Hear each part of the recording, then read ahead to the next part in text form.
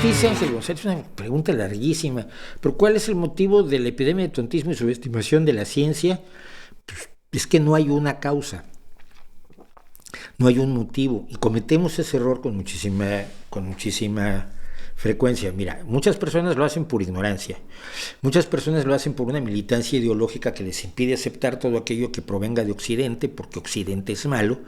y lo que hace la gente blanca es malo, o por lo menos es la extraña visión que parecen tener. Otros porque su amor a lo tradicional, sus ideas de neoprimitivismo, les hacen despreciar aquello que tiene menos de 300 años de antigüedad, o 400. Hay personas que simplemente no lo pueden entender, hay personas que viven del engaño y que viven de la denigración de la ciencia, que pueden estar desde los espacios más tristes de la charlatanería, de la venta de pócimas mágicas, de la venta del tarot, de la venta de espiritualidad y meditación y misticismo y reiki y curaciones alternativas y hasta científicos renegados, como es el caso de María Elena Álvarez Bulla o de Rupert Sheldrake, o de gente que, habiendo estudiado ciencia, decide rechazarla por motivos meramente ideológicos. Entonces hay una gran variedad de causas por las que la gente rechaza la ciencia y dice, ¿por qué será que no hay una regulación de contenidos en distintos medios? Encuentro bastantes cosas que van contra la salud pública, incluso he llegado a encontrar canales que manipulan bestialmente su audiencia. Sí, y es un problema y no lo hemos sabido, no lo hemos sabido responder, no lo hemos sabido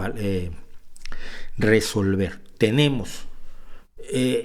sobre texto de la libre expresión,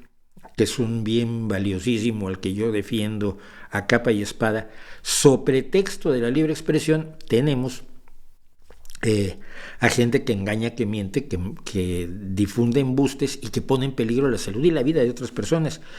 Y sin embargo, pese a que hay leyes en contra de la estafa y leyes en contra de la publicidad engañosa, no hemos conseguido que en este caso, en el caso de España, que los jueces actúen debidamente. Muy pocos casos hay, estoy pensando en el caso de Coté, de gente que se ha podido meter a la cárcel, pero después de que ya mataron gente, después de que operaba gente en su cocina con cuchillos oxidados, y acabó matando a una o dos personas, y por eso está en la cárcel. Pero tenemos un problema serio allí. Muchos políticos no quieren sentirse censores y no se dan cuenta que impedir la mentira no es una forma de censura, al contrario, es una forma de proteger la salud pública, pero tienen miedo también de que otras personas digan, si se puede censurar eso, también se puede censurar esto otro, y efectivamente ahí hay un problema.